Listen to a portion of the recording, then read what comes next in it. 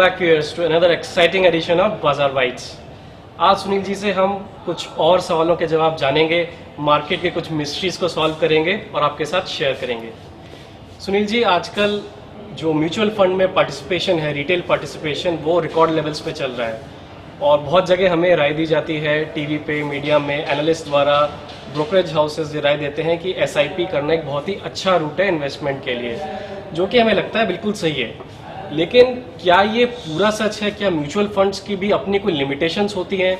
वो किस तरह से काम करते हैं? उनके फंड मैनेजर्स किस तरह से हमारे फंड को मैनेज करते हैं? कुछ इसमें हमें इंसाइट नहीं मिल पाता है। और क्या हम ये समझें कि एक बार हमने म्यूचुअल फंड्स में पैसा लगा दिया, so it is a full proof and fool proof method? देखिए, इसको एडवर्टाइज तो ऐसे ही किया जाता है जैसे आप बता रहे हो कि ये बिल्कुल फूल प्रूफ देख के लगता है कि बस करो और भूल जाओ। हाँ बस मतलब इसको एडवर्टीजमेंट जो है वो इसकी ऐसे की जाती है कि इसके अंदर कोई भी रिस्क नहीं है। मतलब ये बिल्कुल रिस्क फ्री गेम है और आप आएंगे, आपका पैसा हमने ले लिया, आप एसआईपी के थ्रू आइए, थोड़ा थोड़ा हर महीने लगाते रहिए और उसके बाद आप एक दिन बहुत बड़े करोड़पति बन जाएंगे। बन भी सकते हैं, इसमें कोई बात नहीं है, मैं ये नहीं कहना कि नहीं बन सकते, बन सकते हैं। लेकिन आप एक बात समझिए कि म्यूचुअल फंड पैसा लगा कहाँ रहे हैं। म्यूचुअल फंड स्टॉक मार्केट में पैसा लगा रहे हैं। स्टॉक मार्केट में रिस्क होता है और ये बात वो बोलते भी हैं। एक्चुअली ये बात वो पहले बोल भी रहे हैं कि सर ये रिस्की बिजनेस है, इसमें रिस्क है। लेकिन लोग वो जो नीचे लाइन लिखी होती है, छोटा डिस्क्लेमर होता है सुनील जी, उसको कौन पढ़ता है? हाँ, उसको कौन पढ़ता है? बिल्कुल ठीक कह रहे हो आप, उसको भी पढ़ता नहीं है, उसकी तरफ किसी का ध्यान ही नहीं जाता कि ये रिस्क है इसके अंदर भी। तो वो रिस्क जो आपको बाहर से बताया नहीं जा रहा है, जो एक छोटी सी लाइन के रूप में वहाँ लिखा हुआ है, उसका भी ध्यान रखना जरूरी है। लेकिन मैं एक बात यहाँ पर जरूर बोलना चाह रहा हूँ कि म्यूचुअल फंड के अंदर एसआईपी रूट के थ्रू अगर कोई भी इन्वेस्टर इन्वेस्ट करता है तो एक वो सही तरीका है, बिल्कुल जो इनिशियल लेवल के इन्वेस्टर हैं, जो मार्केट को डे टू डे ट्रैक नहीं कर सकते, जिनके पास अपनी एक जॉब है, अपना एक बिजनेस है, वो कहीं पे भी ध्यान नहीं दे रहे हैं, उनको कुछ पता नहीं है। लेकिन वो ऐसे लोग हैं जो मार्केट में पार्टिसिपेट करना चाहते हैं। उन लोगों के लिए एक बेस्ट रूट है ये कि वो म्यूचुअल फंड में आए और वहाँ पैसा लगा दें। लेकिन इस चीज का एक दूसरा पहलू है, हमको वो भी समझना होगा। म्यूचुअल फंड के अंदर देखिए, आप जब भी लोग जब जाते हैं तो म्यूचुअल फंड के अंदर ये बोलना बड़ा आसान है कि हाँ म्यूचुअल फंड में जाइए और वहां पैसा लगा दीजिए। लेकिन आप देखिए, आज म्यूचुअल फंड की सैकड़ों तरह की स्कीम है। एक स्टॉक के अंदर पैसा लगाना आसान है, म्यूचुअल फंड को चुनना मुश्किल है। इतनी तरह के म्यूचुअल फंड है, स्मॉल कैप, मिड कैप, सैकड़ों तरह के हैं। अब उनके अंदर से एक जो नॉर्मल इन्वेस्टर जिसको कि स्टॉक मार्केट के बारे में ज़्यादा नॉलेज नहीं है, उस आदमी के लिए बहुत मुश्किल होता है ये चुनना कि इसके अंदर से मैं कौन से में लगाऊं। अब उसके बाद में फंड मैनेजर को देखना जरूरी है कि कौन सा फंड मैनेजर है। उसके बाद में ये देखना जरूरी है कि कौन से सेक्टर के अंदर वो फंड का एलोकेशन जो है वो किस जो है सेक्टर में लगा हुआ है। ये सब चीजें अगर वो ध्यान ना दे तो बाद में उसको ही कहा जाता है कि देखो जी आपने स्मॉल कैप में लगाया, हम क्या करते हैं, हमने स्मॉल कैप में लगा दिया और स्मॉल कैप तो चले नहीं। और शुरुआत में शायद बहुत ही कम ऐसे लोग होते होंगे जो एनालाइज करेंगे कि जिस फंड में वो पैसा लगा रहे हैं उसके कॉन्स्टिट्यूएंट्स क्या हैं, उसके अंदर कौन से शेयर हैं, कौन फंड मैनेजर है उसका, उसकी क्या परफॉर्मेंस रही है, क्या सेक्टर है, वो तो बस फंड का नाम लिखा हुआ है। वो कहते हैं आईसीआईसीआई या कोटक या एबीसीडी जो भी है, हमने उस फंड के अंदर पैसा बल्कि फंड का भी नहीं, सिर्फ कंपनी का नाम देखते हैं, वो फंड भी नहीं देखते, उसमें क्या एलोकेशन है वो भी नहीं देखते, कुछ भी नहीं देखते। और इतनी समझ भी नहीं है कि वो देख पाए। एक्चुअली अगर इतनी समझ होती उनको तो वो स्टॉक मार्केट में डायरेक्ट ही आ जाते हैं। म्यूचुअल फंड के अंदर पैसा लगाने में आपको कुछ सावधानियों को भी ध्यान में रखना है।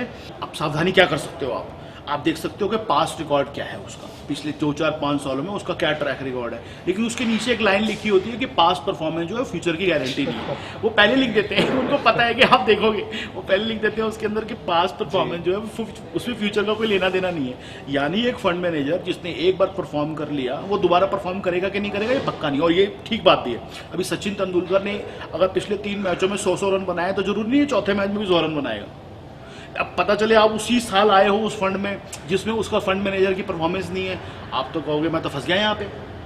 तो अब आप ये समझिए कि म्यूचुअल फंड के अंदर श्योर शॉर्ट पैसा आएगा ये बिल्कुल भी जरूरी नहीं है।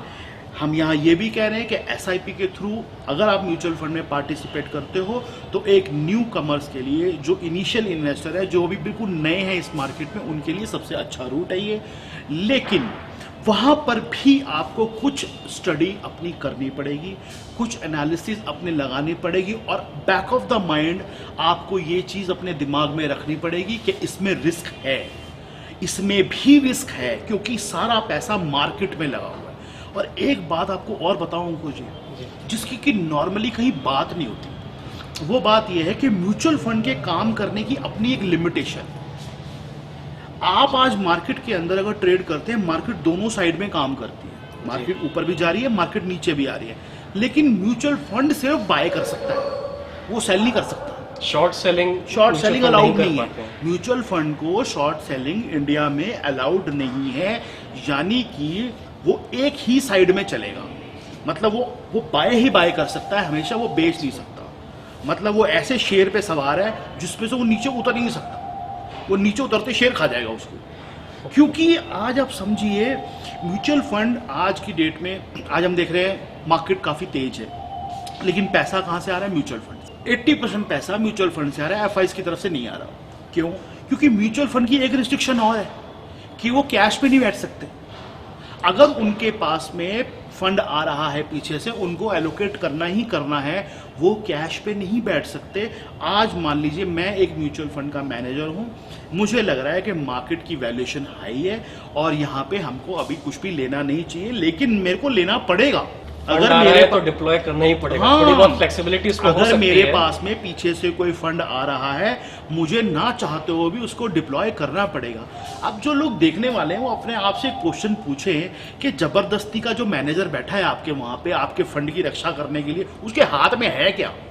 ना तो वो शॉर्ट कर सकता है, ना वो मार्केट में से बाहर निकल सकता है, ना वो कैश पे बैठ सकता है। तो आपके फंड की रक्षा क्या सिर खाक करेगा? वो क्या करेगा वो आपको? अल्टीमेटली मार्केट के अंदर अभी 2007 में हुआ क्या? मार्केट 50% नीचे गिर गई, म्यूचुअल फंड ने 1 रुपए का माल नहीं बेचा। बेचेंगे कैसे? क्योंकि बेचने के लिए आपको पहले मांगना पड़ेगा उनसे कि सर हमें पैसे वापस करो, तो बेचेंगे वो। अब जब तक आप उनसे मांग नहीं रहे तब तक वो सेल कर नहीं रहे। अगर आपके मांगने से ही उन्होंने माल बेचेंगे वो, तो फिर तो आप खुद स्टॉक में लगा लो पैसे। जबकि आना भी आपने अपनी मर्जी से है, जाना भी आपने अपनी मर्जी से है। सामने वाला आपको बाहर नहीं निकालेगा, आपको निकलना पड़ेगा खुद अपने आप।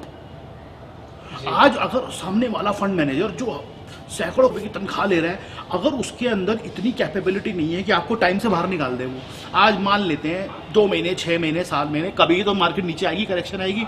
अगर उस करेक्शन से पहले वो आपको बाहर नहीं निकाल पाया और आपने जो इस दौरान अर्न किया है वो सारा का सारा न्यूट्रल हो गया, तो आपने क्या कमाया?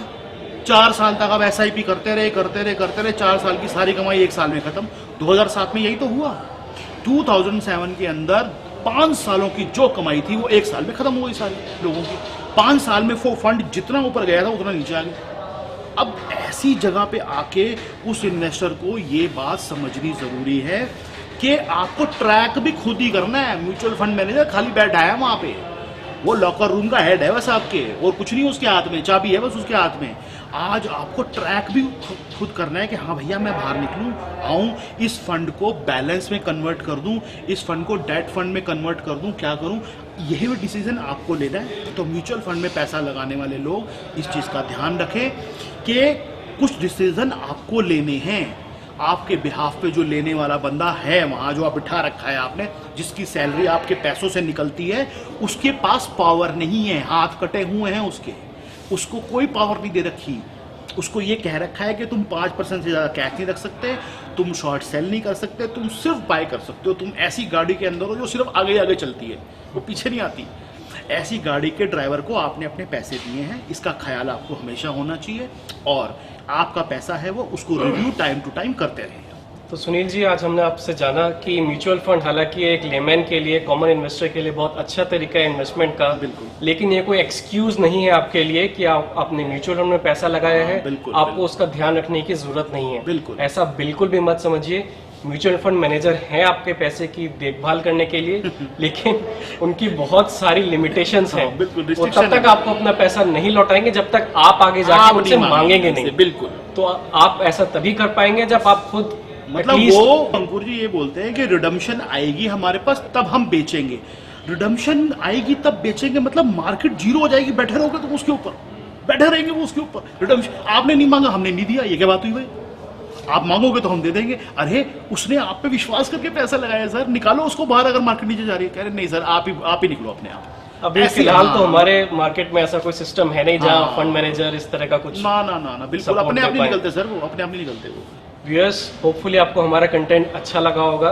अगर अच्छा लगा तो आप इसे शेयर कीजिए, लाइक कीजिए, सब्सक्राइब कीजिए। हमारे पास कमेंट सेक्शन है फेसबुक पे, यूट्यूब पे, जहां आप अपने सवाल पूछ सकते हैं। ईमेल आईडी है हमारा जिस पे आप अपने सवाल पोस्ट कर सकते हैं। हमारी पूरी कोशिश रहेगी कि आपके सवाल हम यहाँ पे उठा सकें, सुनील जी से उनके जवाब जान सकें। Thank you.